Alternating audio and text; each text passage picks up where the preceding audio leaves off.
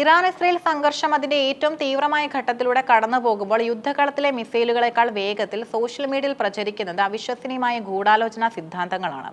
2026 മാർച്ചിൽ ഇസ്രയേൽ പ്രധാനമന്ത്രി Benjamin Netanyahu കൊല്ലപ്പെട്ടെന്നും ഇപ്പോൾ പുറത്തുവരുന്നത് അദ്ദേഹത്തിന്റെ അപരനാണെന്നുമുള്ള പ്രചാരണം ഇതിൽ ഏറ്റവും ഒടുവിലത്തേതാണ്. ഒരു വീഡിയോ ദൃശ്യത്തെ മുൻനിർത്തി ദശലക്ഷക്കണക്കിന് ആളുകൾക്കിടയിൽ പരിഭ്രാന്തി പടർത്താൻ ഈ വാർത്തകൾക്ക് സാധിച്ചു. ഇറാൻ ഇസ്രയേൽ യുദ്ധത്തിന്റെ 15ാം ദിവസത്തിലേക്ക് കടന്ന പശ്ചാത്തലത്തിൽ ഇസ്രയേൽ പ്രധാനമന്ത്രിയുടെ ഔദ്യോഗിക എക്സ് അക്കൗണ്ടിൽ ഒരു വീഡിയോ പ്രത്യക്ഷപ്പെട്ടു. രാജ്യത്തെ അഭിസംബോധന ചെയ്യുന്ന ഒരു വീഡിയോയിൽ അദ്ദേഹം കൈകൾ ചലിപ്പിച്ച് സംസാരിക്കുന്നതിനിടയിൽ വലതു കൈയിൽ 6 വിരലുകൾ ഉണ്ടെന്ന വാദമാണ് സോഷ്യൽ മീഡിയ ഉപയോക്താക്കൾ ഉയർത്തിയത്. സാധാരണയായി ആർട്ടിഫിഷ്യൽ ഇന്റലിജൻസ് ഉപയോഗിച്ച് നിർമ്മിക്കുന്ന വ്യാജ വീഡിയോകളിൽ മനുഷ്യ ശരീരത്തിലെ വിരലുകൾ, കണ്ണുകൾ എന്നിവ കൃത്യമായി രേഖപ്പെടുത്തുന്നതിൽ സാങ്കേതിക പിഴവുകൾ സംഭവിക്കാറുണ്ട്. ഇത് ചൂണ്ടിക്കാട്ടി വീഡിയോയിലുള്ളത് യഥാർത്ഥ നെതന്യാഹു അല്ലെന്നും അദ്ദേഹത്തിന്റെ മരണം ഒളിപ്പിച്ചു വെക്കാൻ ഇസ്രയേൽ സർക്കാർ AI സാങ്കേതികവിദ്യ ഉപയോഗിക്കുകയാണെന്നും പ്രചാരണമുണ്ടായി. അമേരിക്കൻ രാഷ്ട്രീയ നിരീക്ഷക കാൻഡേസ് ഓവൻസ് ഉൾപ്പെടെയുള്ള പ്രമുഖർ നെതന്യാഹുവിന്റെ അസാന്നിധ്യത്തെക്കുറിച്ച് ചോദ്യങ്ങൾ ഉന്നയിച്ചതോടെ ചർച്ചകൾ വീണ്ടും വലുതായി. നെതന്യാഹു എവിടെ എന്ന ഹാഷ്ടാഗ് നിമിഷങ്ങൾക്കുള്ളിൽ വൈറലായി. ഇതിന് പിന്നാലെ മറ്റു ചില സിദ്ധാന്തങ്ങളും പുറത്തുവന്നു. ഇറാൻ നടത്തിയ മിസൈൽ ആക്രമണത്തിൽ നെതന്യാഹു കൊല്ലപ്പെട്ടുവെന്നും ഇസ്രയേൽ അത് പുറത്തുവിടാത്തതാണെന്നും ചിലർ വാദിച്ചു.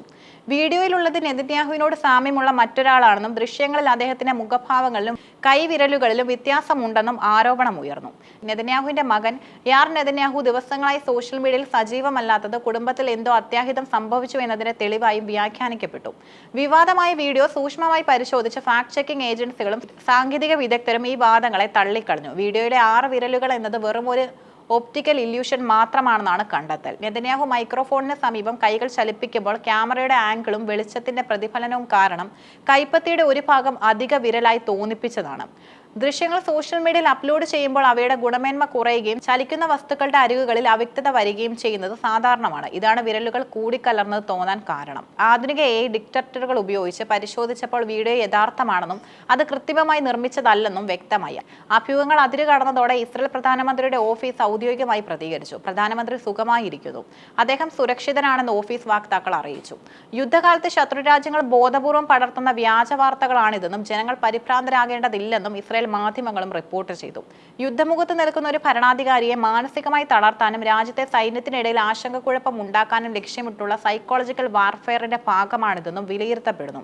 സാങ്കേതികവിദ്യ വളരുന്നതിനൊപ്പം വ്യാജ വാർത്തകൾ തിരിച്ചറിയാനുള്ള വെല്ലുവിളിയും വർദ്ധിച്ചു വരികയാണ്.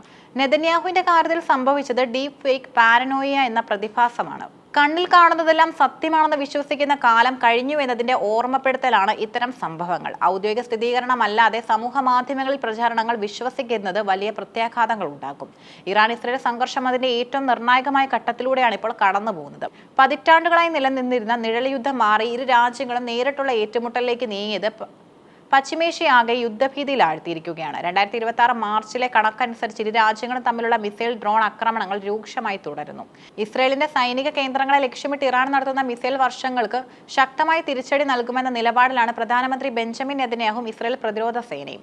ഇറാന്റെ ആണവ നിലയങ്ങൾക്കോ എണ്ണ ഉൽപാദന കേന്ദ്രങ്ങൾക്കോ നേരെ ഇസ്രയേൽ ആക്രമണം നടത്തിയാൽ അത് ആഗോള സാമ്പത്തിക വ്യവസ്ഥയെ തന്നെ തകിടം മറിക്കുമെന്ന് സാമ്പത്തിക വിദഗ്ധരും മുന്നറിയിപ്പ് നൽകുന്നുണ്ട്.